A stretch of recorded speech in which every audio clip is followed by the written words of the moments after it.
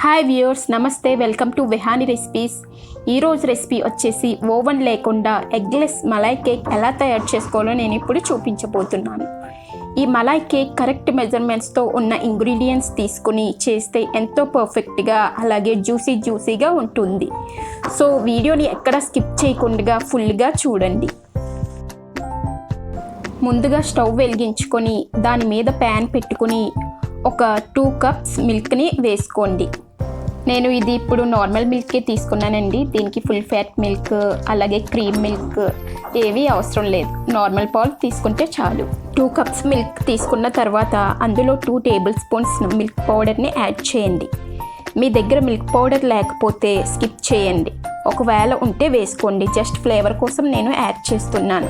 Milk powder వేసుకున్న తర్వాత కొంతసేపు ఇలా కలుపుకోండి. అంతా బాగా మిక్స్ అయ్యేలా కలుపుకోండి. తర్వాత దాంట్లో 1/2 కప్ కండెన్స్డ్ మిల్క్ని యాడ్ చేయండి. ఒకవేళ మీ దగ్గర కండెన్స్డ్ మిల్క్ లేకపోతే 1/2 కప్ షుగర్ని యాడ్ చేసుకోండి. సో వీటినన్నింటినీ ఒకసారి మిక్స్ చేసుకుంటూ బాయిల్ చేసుకోండి. లో టు మీడియం ఫ్లేమ్లో పెట్టుకుని ఇలా తిప్పుకుంటూ మరిగించండి. అంటే 2 కప్స్ మిల్క్ని 1 కప్ అయ్యేలా మరిగించుకోండి. అలాగే ఇలా తిప్పుకుంటూ మరిగించడం వల్ల పాలు కొంచెం నెమ్మదిగా చిక్కబడతాయి. అలాగే కొంచెం క్రీమీగా తయారవుతుంది.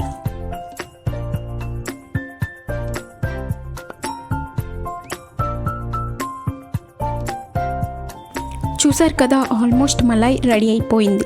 సో స్టవ్ ఆఫ్ చేసుకుని మూత పెట్టి పక్కన పెట్టుకోండి. ఇప్పుడు కేక్ ప్రిపరేషన్ని చూసుకుందాం. ఇప్పుడు ఒక మిక్సింగ్ బౌల్ తీసుకుని స్టెయినర్ని పెట్టి 1 కప్ మైదాని యాడ్ చేయండి. మైదా బదులు గోధుమ పిండి అయినా యాడ్ చేసుకోవచ్చు. తర్వాత 1/2 కప్ పౌడర్ చేసిన షుగర్ని వేసుకోండి.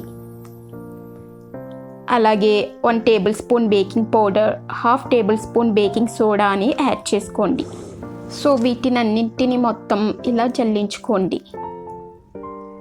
ఇలా జల్లించుకోవడం వల్ల కేక్ అనేది స్పాంజీగా వస్తుంది. జల్లించుకున్న తర్వాత వీటినన్నింటినీ మొత్తం ఒకసారి విస్కర్తో మిక్స్ చేసుకోండి. ఆ తర్వాత అందులో 1/2 కప్ రెడీ చేసి పెట్టుకున్న మలైని యాడ్ చేయండి. ఆ తర్వాత 1 కప్ వరకు పాలుని కొంచెంగా వేసుకుంటూ యాడ్ చేసుకుంటూ మిక్స్ చేసుకోండి. సో పాలన్నీ కొంచెంగా ఇలా వేసుకోవడం వల్ల మనకి బ్యాటర్ అనేది పర్ఫెక్ట్గా తెలుస్తుంది.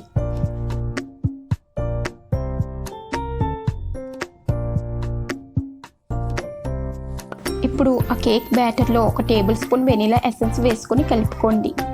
ఒకవేళ మీ దగ్గర వెనిలా ఎసెన్స్ లేకపోతే 1 టేబుల్ స్పూన్ యాలకుల పొడిని యాడ్ చేసుకోండి.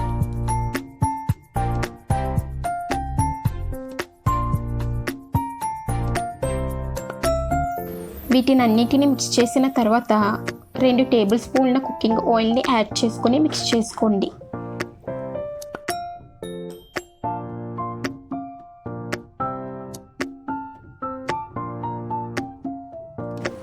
సో కేక్ మిక్స్చర్ ఇలా ఫ్లోయింగ్ కన్సిస్టెన్సీలో రావాలి.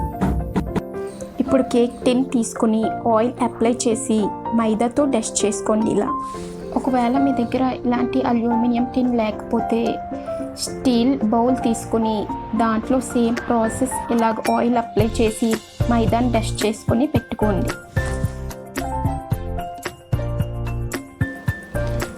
ఆ తర్వాత కేక్ మిశ్రమాన్ని టిన్లో వేసుకోండి. తర్వాత ఎయిర్ బబుల్స్ పోవడానికి ఇలాగా 1-2 సార్లు ట్యాప్ చేసుకోండి. ఇప్పుడు నేను కేక్ బేక్ చేసుకోవడానికి అడుగులోతు ఉన్న పెద్ద పాత్రను తీసుకున్నాను. దాంట్లో స్టాండ్ కానీ గిన్నెను కానీ పెట్టి ఒక 5 నిమిషాలు మూత పెట్టి మీడియం ఫ్లేమ్లో ప్రీహీట్ చేసుకోండి. ఇలా ప్రీహీట్ చేసుకున్న తర్వాత కేక్ టిన్ని పెట్టి ఒక 30-35 నిమిషాలు మూత పెట్టి లో ఫ్లేమ్లో బేక్ చేసుకోండి. చూసారుగా, కేక్ ఆల్మోస్ట్ రెడీ అయిపోయింది.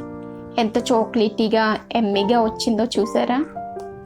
సో దీన్ని చాకుతో గుచ్చినట్లయితే ఇలా క్లీన్గా వస్తే కేక్ బేక్ అయినట్టు. సో ఈ స్టేజ్లో మీరు స్టవ్ ఆఫ్ చేసి కేక్ని బయటకు తీసి ఒక 15 నిమిషాలు కంప్లీట్గా కూల్ అయిన తర్వాత ఇలా చాక్తో సైడ్స్ని కట్ చేసుకుంటూ కేక్ని తీసుకోండి.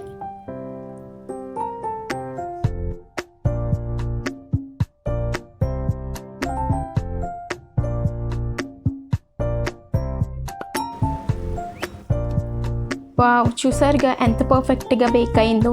చక్కగా స్పాంజీగా కూడా వచ్చింది.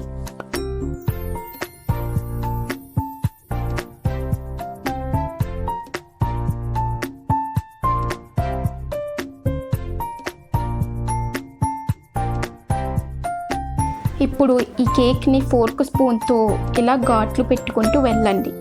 ఇలా కేక్ పైన ఘాట్లు పెట్టుకోవడం వల్ల మలై వేసినప్పుడు కేక్ లోపలలో కల్లా వెళ్ళి ఫామ్ అవుతుంది. సో ఇప్పుడు రెడీ చేసి పెట్టుకున్న మలైని ఇలా పైన పోసుకోండి.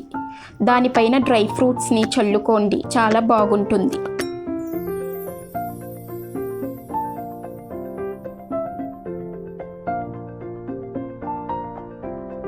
సో ఇలా మలై అంతా వేసుకున్న తర్వాత ఒక 1 అవర్ రిఫ్రిజిరేట్ చేసుకోండి. మలై కేక్ 1 అవర్ రిఫ్రిజిరేట్ చేసుకుని తింటే చాలా టేస్టీగా జ్యూసీగా ఉంటుంది. ఫైనల్గా అంతే అండి, ఎంతో జ్యూసీగా యమ్మీగా ఉండే ఈ మలై కేక్ తయారయ్యింది. సో మీరు కూడా ట్రై చేసి ఎలా వచ్చిందో నా కామెంట్ సెక్షన్లో ఫీడ్బ్యాక్ ఇవ్వండి. Thanks for watching. For more recipes, please do like, share and subscribe my channel. Thank you so much.